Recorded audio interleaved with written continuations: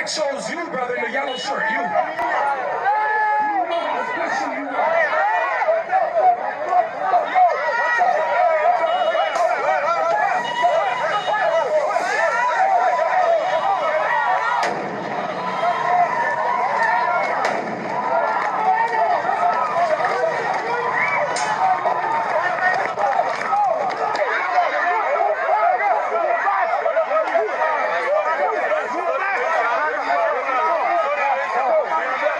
This story is a couple of weeks old, but it's still very relevant and appropriate to talk about. And it has to do with some black Hebrew Israelites that decided to go to the continent of Africa and specifically visit the country of Kenya to preach their word, among other things, talking about Jesus being black. And what do you know? The Kenyans decided to attack them, attempting to stone them to death, in which they had to protect themselves and rush off.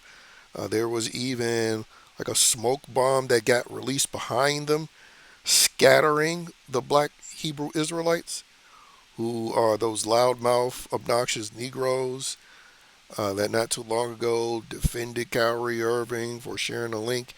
And, when they're in so called white countries, they are allowed to be loudmouth, uh, very coarse in their behavior, and confrontational. But what do you know? When they come to the motherland, they don't have the tolerance for American Negroes the way so-called white people do. You know, so imagine that. You have, uh, I will jokingly refer to these Kenyans in this instance as the Kenyans, behaving more like the Klan than these loudmouth pro-blacks who call themselves black Hebrew Israelites accuse white people as behaving. Because again, they're tolerated to be loudmouth and combative in countries like America, which this particular bishop, who was the leader of this collective, is from. Um, but yeah, they're the ones that showed up at that one basketball game with Kyrie Irving, and ultimately Kyrie Irving ended up, doing the steps of apologizing to the Jewish people anyway, and so it was all for naught.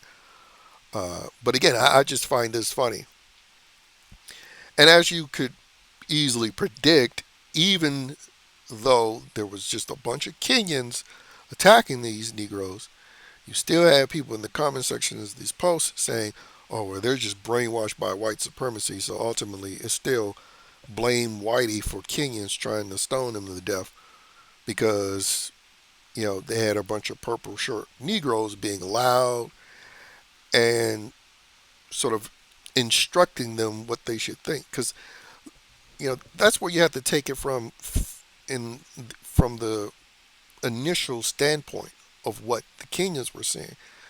It wasn't just about them tethers hating black Americans, as some pro-blacks would like to say nowadays. It's just that, believe it or not, unlike you know America and Western Europe, other countries don't take kindly to foreigners coming into their country, telling them what they should be doing or what they should be thinking.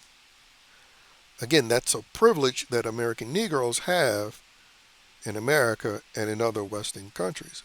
But outside of that, that's not tolerated. It's not taken kindly to, especially in countries that would be considered non-white countries. But anyway, the fact that these Negroes will still just blame Whitey anyway just goes to show you how psychopathic most so-called black people are. And if so-called white people have any sense in their entire bodies, they would want segregation and enforce it strongly. Because when you have people who are just going to blame you for things no matter what, even when you're not physically present and niggas doing it to themselves, whether it be in America or abroad in other countries, then yeah, that's a psychopath that you cannot please.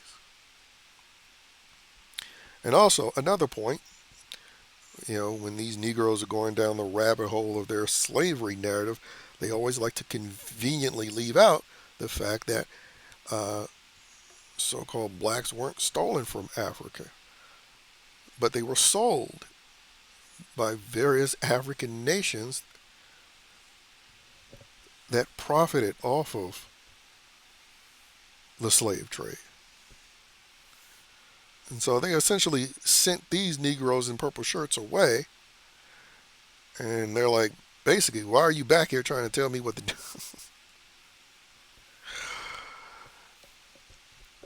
But yeah, I mean, it's just funny. But it's also, again, another example that this Wakanda Forever, that particularly black folks in America salivate over because they like to romanticize the continent.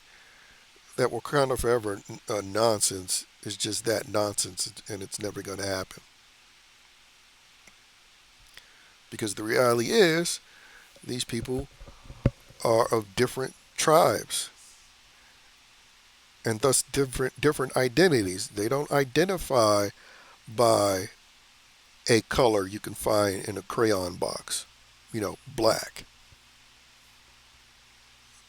But funny enough, these Negroes are intent on insisting themselves upon others with this so-called black identity, like a colonizer would, even though, these other groups of people reject that, and not just in African countries, but when they find people they will call black in South American countries, Afro Latinos, whatever, they try to call them black, they reject that as well.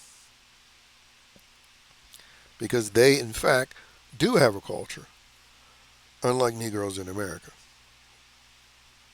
You know, but anyway, I thought this story was comical and very telling that the Kenyans had less tolerant for black folk from America making noise.